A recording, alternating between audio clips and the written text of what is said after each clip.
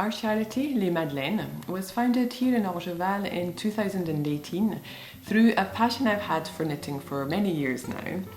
I particularly like the therapeutic aspects of knitting, how it makes us feel better, how it can bring people together, and I love that we can create something for others which can bring joy, comfort and well-being. I discovered Twiddle Muffs in Scotland, my home country, a few years back. These knitted sensory aids are widely offered to elderly people suffering from dementia in care homes and hospitals. Twiddle Muffs can help patients by keeping their hands busy, by keeping their hands warm. They're a great source of visual and tactile stimulation. And from a crafting point of view, they're really interesting to make, very creative. We can use lots of imagination. And they're a brilliant way of using up leftover yarn and upcycling bits and bobs that we have no use for. So I decided to try and import this concept into France, where it was virtually unknown at the time. Les Made-Laines has several purposes. Firstly, through our charity, volunteer knitters and crocheters make Twiddle Muffs and other sensory tools which are then donated to care homes or to individuals living at home with dementia.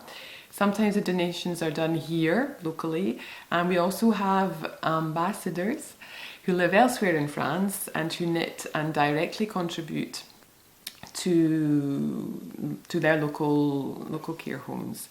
It's often psychologists and psychomotor therapists who oversee the use of our sensory tools often within specialist Alzheimer units. In partnership with Slow Care France, our volunteer knitters also knit packs of items which are used within the practice of dull therapy, which is a non-drug approach which can help alleviate symptoms of dementia as well. Secondly, through the various initiatives which we organise, we aim to foster links between communities to enhance participants' sense of belonging and self-worth. And this has been particularly important the past 2 years throughout the pandemic. Although our members don't live near each other, or all of them certainly, we're all spread out, but they really do feel connected through their participation in this initiative and working towards a common goal. We have on our website a special section which is devoted to telling their stories, our different knitters, and we also have a private Facebook group where they can share photos and ideas, and it really helps to bring them together. Where possible, we aim to involve care home residents as well in our initiatives so that they can feel useful and they can feel part of society. Last spring we had a yarn bomb and several homes participated in that. They contributed knitted pieces which helped to decorate our local park. And in October we had a partnership with one particular home. Our knitters and crocheters made a whole lot of pink flowers which we donated to the residents and to help them raise funds for breast cancer awareness month. So that was a really great initiative as well.